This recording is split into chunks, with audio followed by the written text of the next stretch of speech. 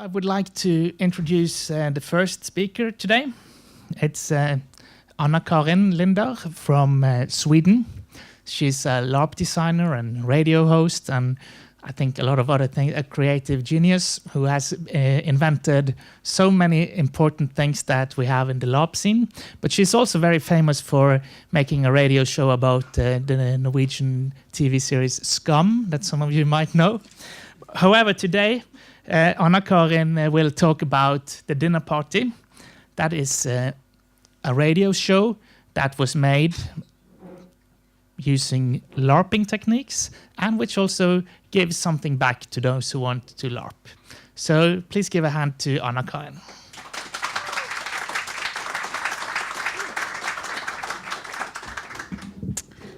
Thank you. So nice to be here. Let's see if I can get this thing working. Okay, The Dinner Party with the tagline, an all too intimate relationship comedy. My name is Anna-Karin Linder, and I'm going to talk about this very special project that I was co-creating with a bunch of hysterically talented people from the Swedish radio this fall. And the showrunner was the artistic leader of Swedish radio drama, Malin Axelsson. And I was part of the writers team. And, as I will tell you later, a bit more. But the dinner party, or parmiddagen, as it is called in Swedish, and parmiddag and dinner party is a bit different, because parmiddag in Swedish is really couples dinner. So it's about couples doing coupley things. So, what was the dinner party? It was a radio drama and a LARP, and it was made back-to-back and published by the Swedish National Radio.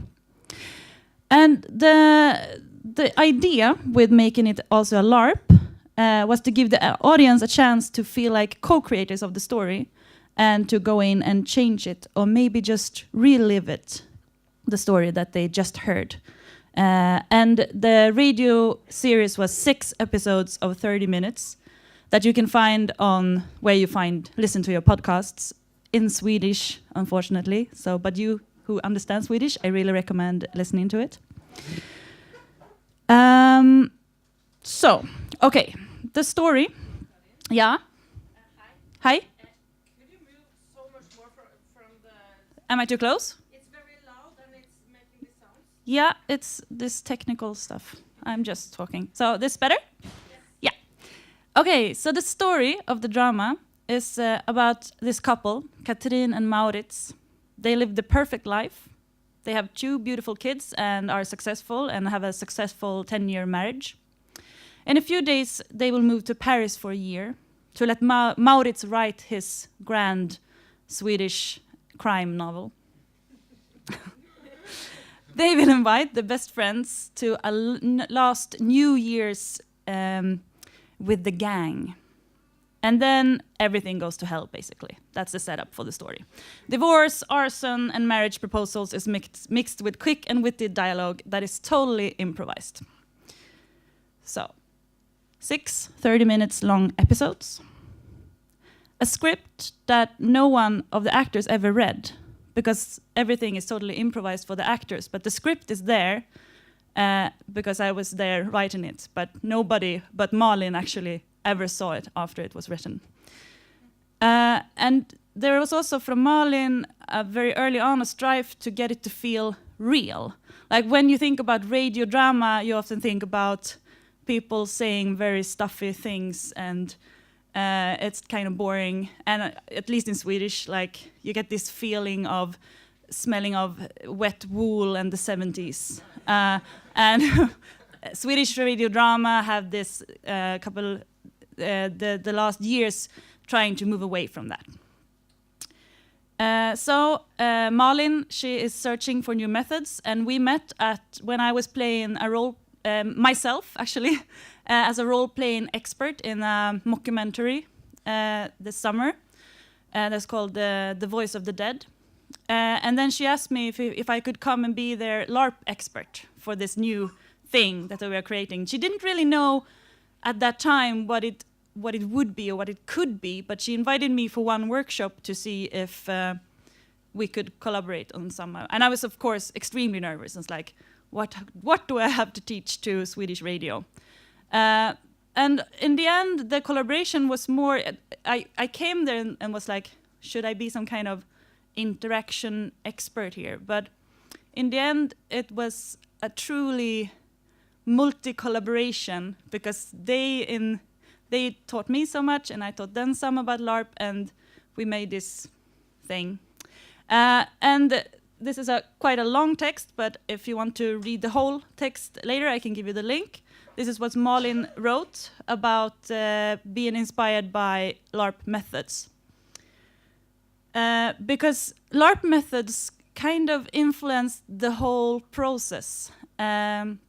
From writing the script to instructing the players, and also when they recorded the whole show. And it was really, really special to be part of that. So I'm just going to give you a minute to read that through. Can you see it? Yeah.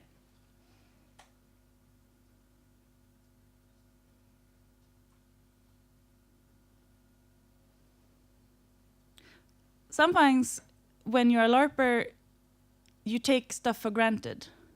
Like, of course, we eat and cook for real when we're LARPing. That is like, if we are not in a black box, then we might mimic eating and cooking. But for when you're doing it for a stage, that is really weird. And so that is just some interesting things when you come from a LARP perspective. It's like, okay, you're gonna cook and eat. That's great, but it takes a long time, and everything always goes south when you are cooking stuff, because it's burning and it takes longer time than you have anticipated. And also, so have you thought about that? So sometimes in the process, I felt like the producer, logistic organizers of a LARP. Like, have you thought about that crème brûlée is really, really hard to do? So maybe we should do finished crème brûlée and stuff. All right. How did we do this? We used a collaborative method of creating the story and the characters, so it was a lot of post-its. This is Swedish, and it says, choose happiness and see how fucking happy you will become. And choose happiness is this motivational speaker in Sweden that I really, really hate, sorry to say, that in his tagline is choose happiness, and I think it's bullcrap. But we talk a lot about what did we want to tell with this story about these people. And the theme that we ended up with was roughly translated, damn it, I'm 30 plus and soon I will be dead. Or the crushing anxiety of the early middle age with kids. Is this all there is? So all of the characters dealt with this somehow. And I was there to help with the experience from the LARP world, but ended up co-creating the script. This is my character, Charlotta Rampell, that was the character's couples counselor. So I came in character to their character workshop and had a couples counseling hour with them. It was really, really fun.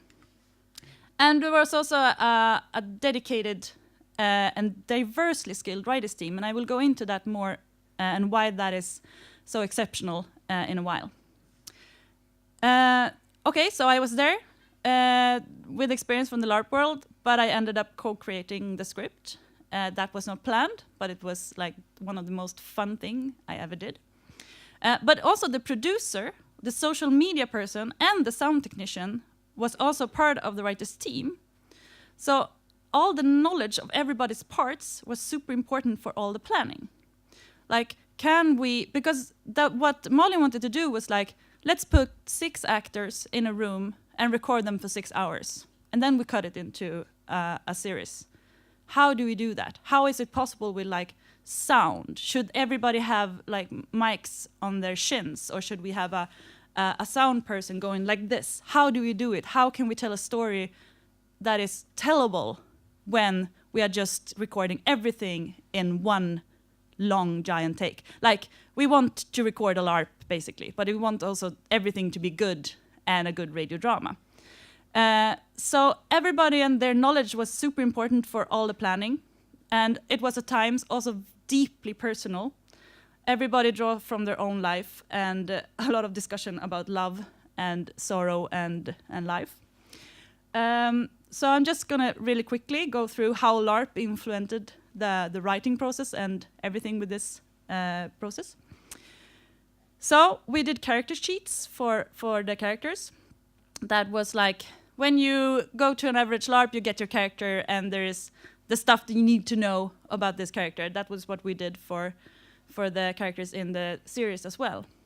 And in the script that we made, that is made in 8 parts, and there are a lot of what the Norwegians called skjebner, like, when this thing happened, you will do this. And Malin, she directed the show with post-its, so she handed out post-its to the actors, and I will tell you more about this in a little while.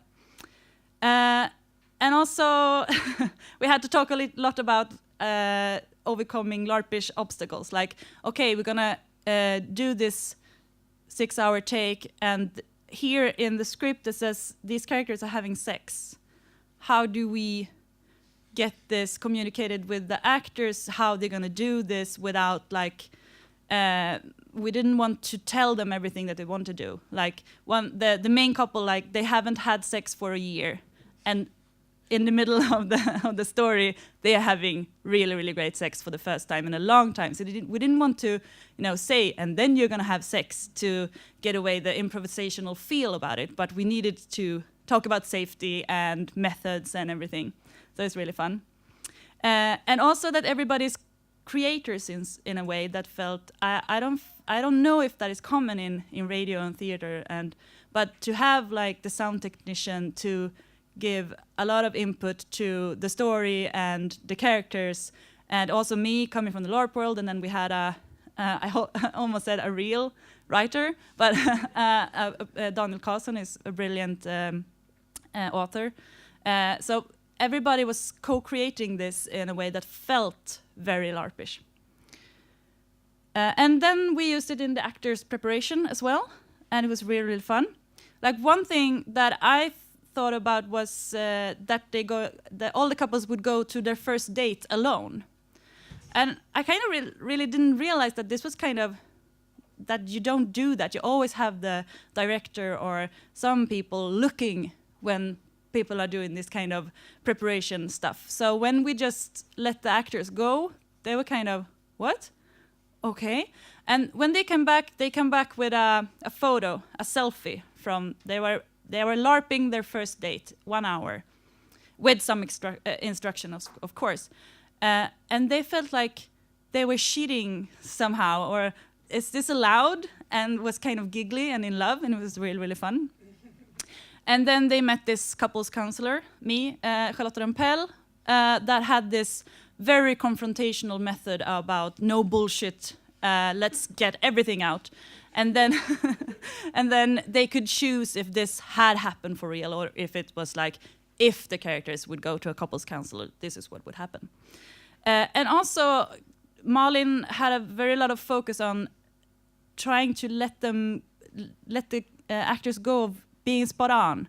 Like, when you're improvising in front of an audience, the punchline is very important. Like, but when you're LARPing, the interaction between you and the other character is important. And we talked a lot about how we could get them to be invested in the story instead of bringing the message across, and just getting them to trust that we would cut out all the BS. And I think that, when you're improvising, not everything is good. When you LARP, you don't care about that, because then you are invested in the story between you and the other player. But when you're going to broadcast it, or you're going to see it on a stage, it needs to be good. So I think they cut away like 60 to 70% of the recorded interactions, improvisation, because it just was it was good for the the actors, because they were in character and they did a lot of stuff, but like talking about cooking for 10 minutes doesn't make good radio. But they could do that without the fear of being bad or being not interested, led to interesting stuff, in my opinion. So in the recordings, let's see, it's radio drama, right? No one's gonna see you, but they were LARPing in costume. So here we see the main characters, Katarina and Maurits. They were cooking and they were doing everything for real. And there was a lot of free improvisation with surprise posted instructions. And I was going to play you a sound clip, but it's in Swedish, so I don't know if it's... But there is my favorite moment in the whole radio drama is when these couple, they just had this great sex, and they are sitting in the afterglow, and he is playing a song to her on a guitar. And then afterwards she's saying, I'm so glad that you're taking this so good. And it's like, yeah, what? Yeah, that we are getting a divorce. And then you get this silence where you kind of know that the actor is also processing this information, like, okay. So, and then he says, like, really slowly, this is not what I was expecting to hear. And it's so real, it's so there. I believe it was very maybe daunting for the actors, but also kind of fun. They didn't know how the ending would be, and all the twists and turns. They only had their characters, and then they got like as the story moved forward, they got to know the story as well, and it really shows in the outcome. So if you can understand Swedish, I really, with this knowledge also, listen to it. And then we thought, let's also make a LARP of this. And we joked about this a lot when we were in the writing room, and like, hey, let's LARP this. Can't we LARP it? La, la, la. And then I kind of said, like, half serious, half joking, like, I could make this into a LARP script, just think about it. And they did. And Malin and Magnus, the producer, came back to me and said, hey, let's do it. We want to try. We want to try to see if we can make this a LARP script. So I did. So how do you adapt 6 hours of radio drama, 3 hours that was sent, but, to a LARP? Being truthful to all the characters and so on. So I just made some slight changes. There would be the same characters and setting, but gender neutral, so you can twist around what genders the different characters was. And that was also something that happened really a lot in the writers' room. We kind of, okay, this doesn't work, but if we flip the gender of the character, does it work? Yes, it worked. So we did a lot of that in the process as well. But in the LARP, everyone can play every character. And the Skepner or instructions in the post-its became envelopes with instructions or inspiration that all the players open 3 times during the game. In the start of the game, when you do the main course, and then we do the dessert. But they are made not like you have to do this. It's you can do this if this fits your play. Otherwise, it's totally the same as the radio show. Although there is a bit of a different ending, and I don't want to spoil the ending of the radio show, but it was really hard to make into a LARP because it includes fire, and you really don't want to mess with that for real when you're LARPing. But here we see the test run that we did. With the same, basically the same genders as in the original, but we also did a lesbian run. That was also really fun, just to test if it really worked, and it did. And the conclusion is that radio theater and LARP, let's do that again. It was like the most fun I ever did. And LARP-inspired method can create strong passive art contents, but also vice versa. Like, I learned so much about dramatic structures and script writing and story planning and everything by working as a writer on this script and in this writer's room. So I got a lot out of it, of course, as well. But I really hope that this will be more collaborations like this in the future, and that maybe other radio drama institutions will do this as well. And I also like that some of the pictures, it's hard to know if this is the radio drama or the Larp. This is the radio drama, this is the Larp. This is Katarina and Maurits from the radio drama, and this is the same couple when we Larped it. And that is one thing that I really like, that you can't, when you look at the pictures and when you Larp the story works really well for a Larp and it works really well for a radio drama. And you can't really sometimes tell the difference between them. They mix together really well. And that is the one thing that I take with me from this collaboration. And yeah, I'm just gonna give you the credits of this project. And also, if you want to listen, you go to swedishradio.se. And I hope to have a translation of the Larp in English soon. And just ping me if you're interested in that. Thank you for listening.